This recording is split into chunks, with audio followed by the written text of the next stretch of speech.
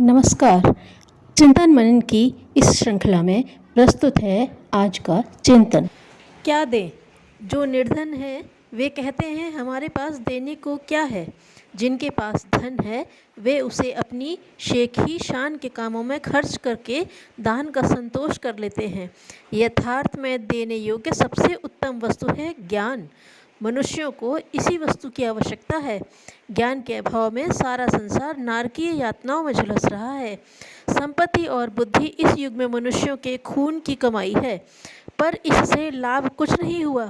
जितने जितने दांत पहने हुए उतनी ही काट खाने की शक्ति बढ़ गई। आज एक देश दूसरे देश को, एक मनुष्य दूसरे मनुष्य को काट खाने के लिए दौड़ रहा है।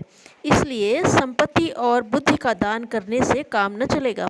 सदाव्रत खोल देना अच्छा है, पर दूसरे ही दिन वह मनुष्य मल मार्ग से उसे निकाल कर फिर से वैसा ही भूखा बन जाएगा। प्याऊ खोल देने से पानी की प्यास केवल कुछ घंटों के लिए बुझेगी। इन दोनों का हम विरोध नहीं कर रहे हैं, ये भी पुण्य कर्तव्य है, परंतु अति उत्तम दान ज्ञान है। इसके लिए धनी या निर्धन का अंतर कुछ बाधा नहीं डालता।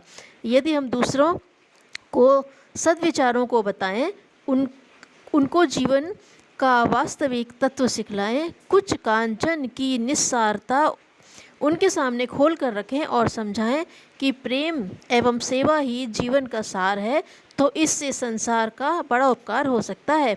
निरंतर प्रयत्न करने पर यदि कोई किसी दूसरे एक भी मनुष्य का जीवन सुधार दे तो समझना चाहिए कि उसने एक बेल बो दी, जिसके मीठे फल और बीज फिर इधर उधर फैलेंगे।